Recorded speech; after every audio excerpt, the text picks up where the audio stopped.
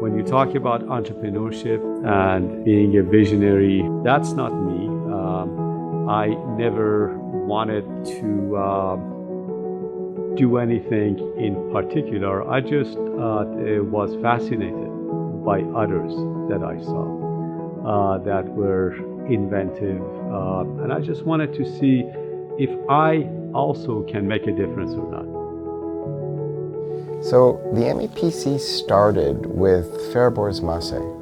He himself, a successful electrical engineer and innovator, wanted to provide the skills, the techniques, the know-how to a next generation of engineers. The Massé Entrepreneurship Prize competition was endowed by Fariborz Massé. He said, let's try to create some sort of a business plan competition for the students. When I thought about how to promote entrepreneurship, I wanted to empower engineers to learn more about business and business planning at an early age, so that if they needed to become an entrepreneur, they have some broader preparation to get into business.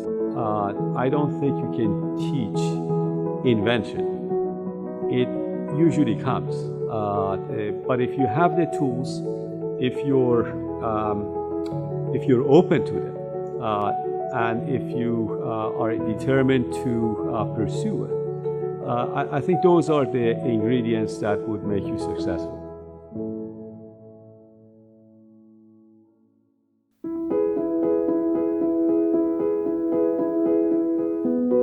In the last 10 years, we've had 157 teams in MEPC, and we've had over 500 students participate. And one of the key things we did early on was partner with legal entities that will provide support for creating the company, as well as intellectual property support.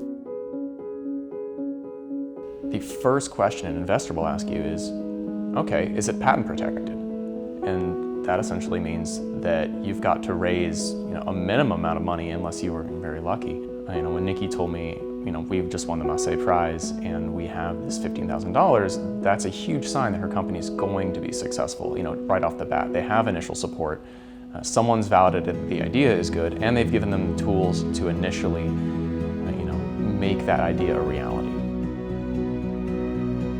There's so many startups coming out, and from an investor's perspective, it's like drinking through a fire hose. Both myself and my co-founder were young engineering students. We didn't have a lot of business experience or experience pitching in business competitions, etc. And so I think getting on the stage, pitching, having them in the audience, just gives credibility that as a student team, your idea is a little bit more vetted and thought through. And I think that becomes really important when trying to get the attention of the kind of broader investor market.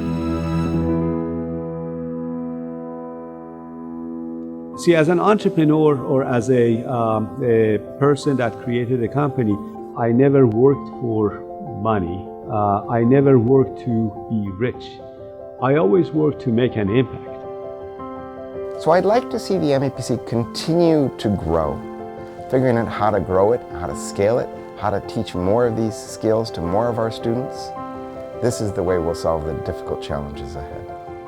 I'm excited for the next 10 years of MEPC. We've just seen 10 years, and even in the last couple of years, we're just starting to see our companies that have been born out of MEPC start to really make an impact in the world. I expect in 10 years' time to see many of our business innovations and transformations being led by engineers.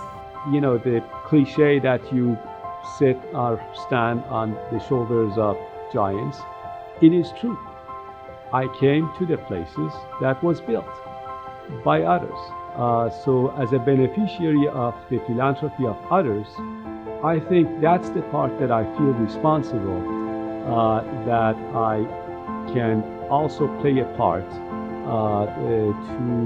open the pathways of the next generation, so that you would have hundreds like me that can basically give you stories in the future.